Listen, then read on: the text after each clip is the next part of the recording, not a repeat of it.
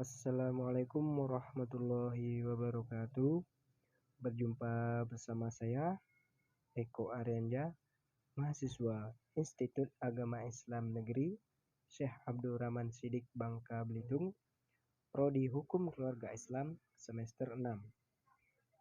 Video kali ini untuk memenuhi tugas mata kuliah Filsafat Hukum Islam tentang tokoh biografi filsafat hukum Islam, yaitu salah satunya yang akan kita bahas nanti, Al-Kindi.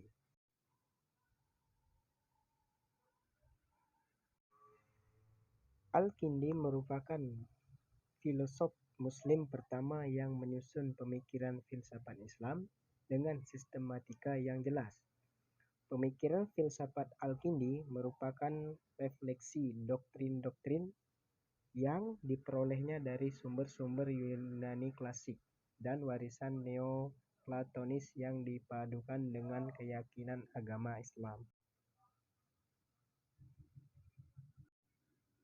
Al-Kindi merupakan manusia terbaik pada zamannya. Ia menguasai beragam ilmu pengetahuan. Dunia pun mengakui sebagai filsuf Arab yang paling tangguh.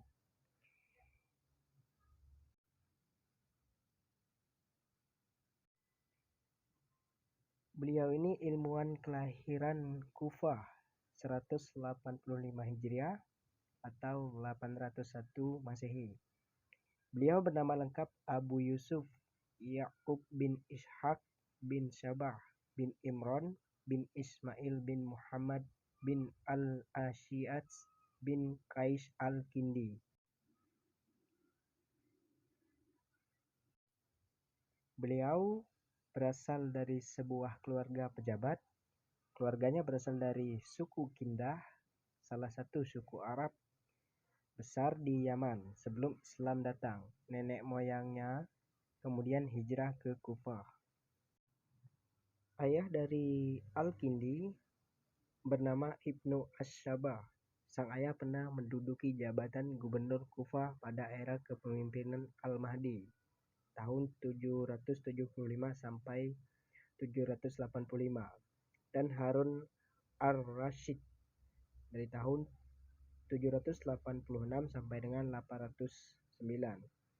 Kakeknya Ash'as bin Qais dikenal sebagai salah satu sahabat Nabi Muhammad SAW.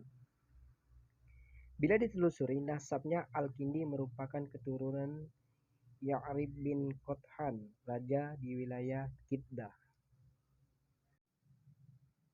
Pendidikan dasar ditempuh Al-Kindi yaitu di tanah kelahirannya.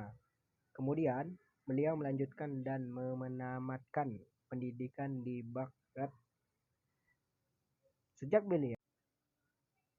kecil dia sudah dikenal berotak encer, yakni 3 bahasa dikuasai oleh beliau. Yang pertama bahasa Yunani, bahasa Suryani, dan bahasa Arab. Sebuah kelebihan yang jarang dimiliki pada orang lain. Tokoh filsafat ini, Al-Kindi, hidup di era kejayaan Islam di bawah kekuasaan dinasti Abbasiyah. Tak kurang dari 5 periode khalifah dilaluinya, yakni Al-Amin, Al-Ma'mun, Al-Mu'tasim, Al-Washid, dan Mutawakil. Al-Kindi mempunyai kepandaian dan kemampuannya dalam menguasai berbagai ilmu, termasuk kedokteran, membuat beliau diangkat menjadi guru dan tabib kerajaan. Tokoh filsafat hukum Islam, menurut ahli sejarah, Al-Kindi ini meninggal pada 873 di Baghdad ketika masa pemerintahan Al-Mu'takhid. Karya dan pemikiran Al-Kindi semasa hidupnya, Al-Kindi diperkirakan menulis setidaknya 260 buku yang mengulas berbagai bidang. Sebanyak 32 buku membahas geometri, 22 buku filsafat, 22 buku kedokteran, 9 buku terkait logika, dan 12 buku fisika. Baik, mungkin hanya itu yang bisa saya sampaikan. Saya akhiri. Wassalamualaikum warahmatullahi wabarakatuh.